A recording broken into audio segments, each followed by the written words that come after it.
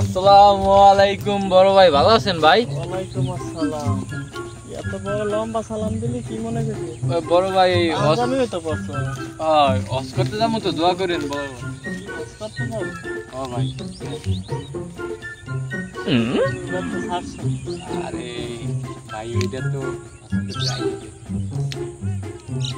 আজকে গাই এলে রাস্তাঘাটে কোন ধরনের কথা বলি তুই সুদের ব্যবসা করে তুই টাকা ইনকাম করছিস।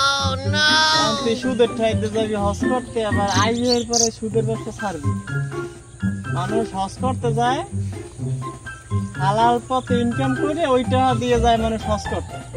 তুই সারা জীবন খাইয়ে তুই সুদ মুদ খাইয়ে তুই এখন যাবি হজ করতে। হ্যাঁ, আবার সুদের ব্যবসা ছাড়ো নাই, তুই ওই হজ করে আইয়ে এবার সুদের ব্যবসা ছাড়বি। ওরে আমি একটা কথা কই, হজ করতে চাইছো ভালো নেই, তুই জাগো জাগো ধরে তো টাকা পয়সা দেওয়া আছে শুধু প্রত্যেক বাড়ি সুদের লাভের টাকা আনছো না? আর বাকি টাকা যা আছে মেইন টাকাটা আনবি, আর সুদের টাকা সব সাইড দিয়ে গেছে। আচ্ছা ঠিক আছে, এটা আমি হজের করাইয়া দেখবো মনে ব্যাপারটা। আচ্ছা তাই আসি ভাই আমরা। ঠিক আছে, আসসালামু আলাইকুম ভাই। বুঝলাম, ঠিক আছে। আসসালামু আলাইকুম বড় ভাই, ভালো আছেন ভাই?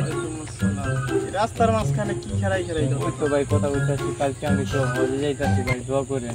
বলছিলাম না যাবি কই? তোরে যে আমি একটা কথা কইছি এটা কি করছো? কি ভাই, আমার তো মনে যে তোর যে সুদের টাকা পয়সা যা আছে তোর কইছিলাম ওগুলো মাফ করে দিয়ে বাড়ি বেরি যাই, সবাই বাড়ি বেরি যাইয়ে তোরে আমি কইছি যে সুদের টাকা মাফ করে দিবি, কেট দেরা সুদের টাকা তুই সুদ আর খাবি না। হজে যাওয়ার আগে তুই সুদ খাওয়া বাদ দিয়ে এরপর হজে যাবি। জি জি ভাই, বলছিলেন তো এটা কি করছো?